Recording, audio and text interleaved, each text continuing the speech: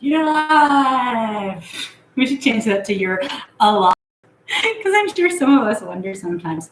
So I was working, actually. I'm always working because I'm always processing information, because I'm always given information, because this is the position I have landed myself in, which is fantastic as long as it still gives me the opportunity to do my creative stuff. But something occurred to me that I wanted to set the record straight on, because I realized that now that I'm out of hiding, that means that people all around from all parts of my life are hearing all of this now. And I don't know what they've heard previously. I don't know anything, but I do know that they're watching this thinking all sorts of things. And I feel I have an obligation to say, look, yeah, I was in a bad domestic situation, and I don't know for absolute fact what involvement there is between my ex-husband's family and the drug industry. I don't know anything about that. All I know is the fact that my brother-in-law pled guilty to drug trafficking. He went to jail, and the whole family ended up under surveillance. So I don't know that whole picture. I don't. And I'm not interested in it, to be honest. But it was not a good situation, and my marriage was not a good situation. But then the thing that really, really, really tipped the charts, that is public information, and I guess maybe I had to reach a personal point in the information before I could say this. And so he was falsely accused by my mother of touching my daughter inappropriately while I was in the hospital, having the tumor removed from my head. And that accusation that he had done something like that to my little girl triggered me in the most horrible way. It put fear in me and guilt that I had allowed this to happen to my baby, and just horrific mental damage. But I hadn't even thought about the other side of it, which is he didn't do it, and he was accused of it. What an absolutely awful thing to be accused of. You know, there are all sorts of things that are in the gray area, legally, ethically, morally. But touching kids inappropriately, I'd say we all agree that that is an area that is black and white. You don't do it. And simple as can be, she just rolled off her tongue and made that accusation, even though it was false. And I think that I need to publicly tell you that my ex-husband was not a good husband, and there were all sorts of problems, but he loved his daughter, and I never saw him touch her inappropriately, and I don't believe that he ever did. I cannot imagine it. It doesn't fit with anything. And it never did until she came out and said that, and it was a lie. But do you see the damage that can be done to so many lives? I mean, the level of fear that I lived with day in and day out while we were in hiding, because there was that massive element of risk.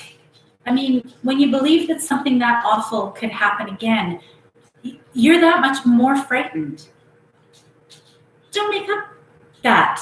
Like, you don't make those things up. Like, I started alluding to Bill Cosby earlier, and I don't know the facts of that, but I now know firsthand how easy it is to just accuse someone of something, and that's it. You just walk away, and the person's life can be destroyed. Now, I don't know what has happened with his life, but I do know that the lies that she told were not only unnecessary, because it was covered. I mean, I was getting custody of my daughter just based on the facts and the evidence that I had. But so she ruined his life for nothing, because no matter who knew, he knew.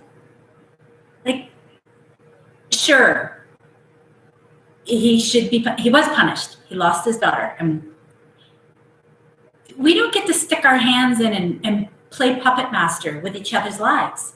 That's not how the world works. You don't get to just decide, well, I want this result, so I'm going to flip this switch. And who cares how other people's lives are impacted? It's not okay. It's just not. I mean, this is probably so I was saying Bill Cosby, if he didn't do what he was accused of, then he should be free. And here's the thing I can tell you as an artist is artists, when we create, we're creating our true soul.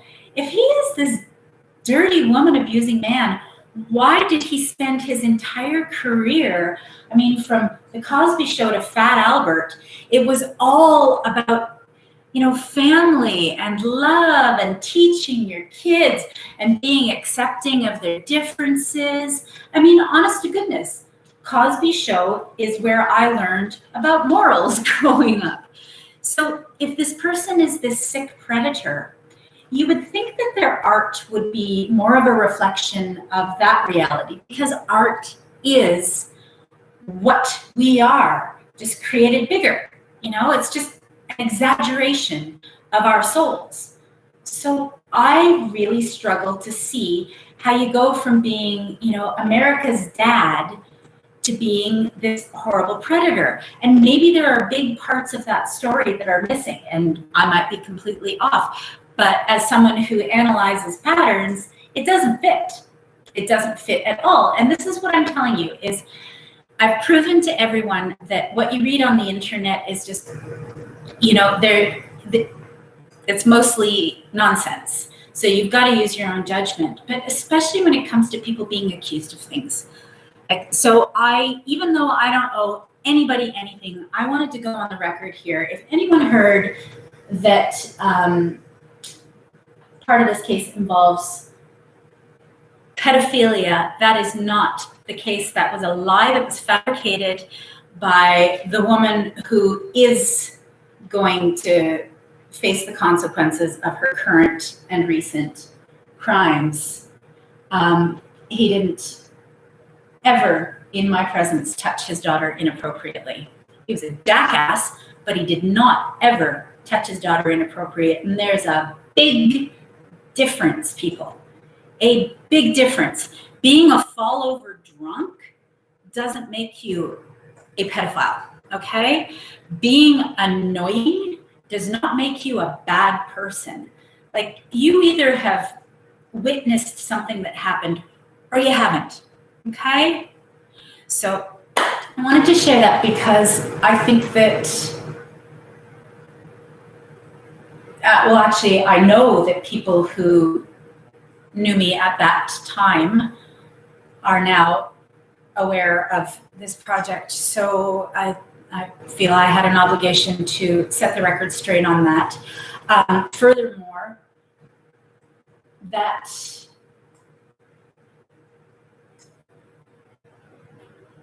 lie, gosh, how that single lie impacted every decision I made from that moment forward.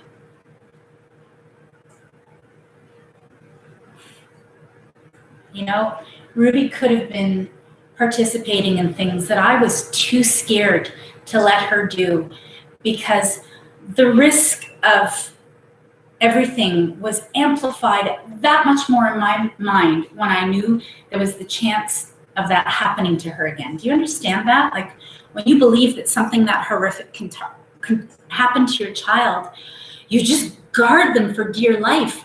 But so you're hearing all these stories about child abduction and everything else on the internet right now. And I can absolutely tell you, if you don't have firsthand knowledge of anything that you are reading, do not get caught up in the fear, because most of the crap is just polarized nonsense. It's not real. We need to get back in touch with real life and find out what's actually happening, because the information you are taking as fact is not fact.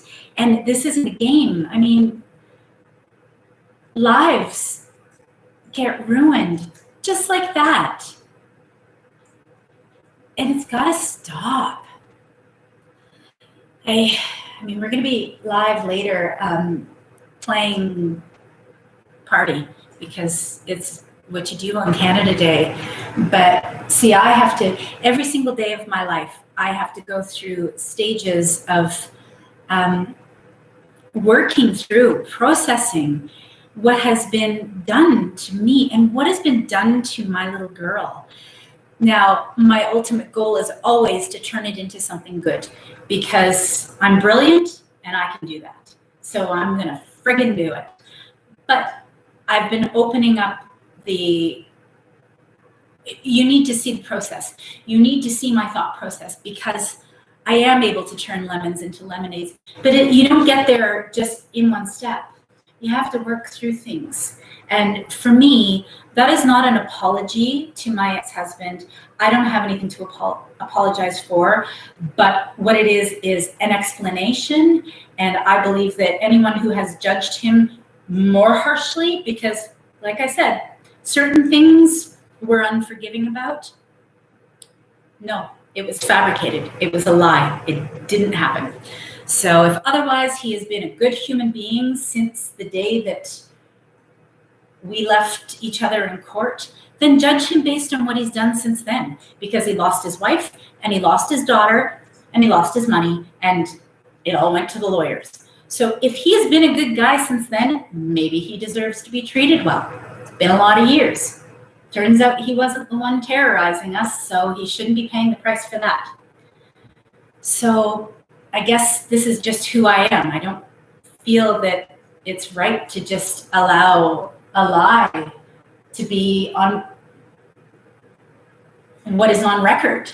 And because of my mother's position, that became on record in an affidavit. It's horrific, absolutely horrific. I cannot imagine. I love children, obviously. I am a big child. I cannot imagine being falsely accused of hurting a child. But it's happening. We've got to start using our brains, start deciding whether we be manipulated or whether we actually say, you know what? I knew that person and I knew them well. And I've seen them in situations like that. And no, they wouldn't do that. We need to start speaking up for each other, because these horrible things are happening, but they don't need to. You just tell the truth, because they really don't need to now that we're sorting out the system. You're not trapped in a system of bullshit anymore. It's time we all find our happiness. So you don't need to make up nonsense, okay? Let's just all be good and nice and have a cool Canada Day party with the kooky lady later. And yeah, oh, let's play darts. Okay, yeah, we're gonna play darts. You can't see the board, so I'm gonna tell you how great I am. It's gonna be wonderful. You're gonna love it. Unless the dartboard throws them back at me, in which case it has decided we're not playing darts, because I also have a relationship with the dartboard, and sometimes I let it be the boss. Oh, so far it's being the boss. Nope, I'm close. Oh, yay. I'm getting good at this, except for when the dartboard barfs back at me.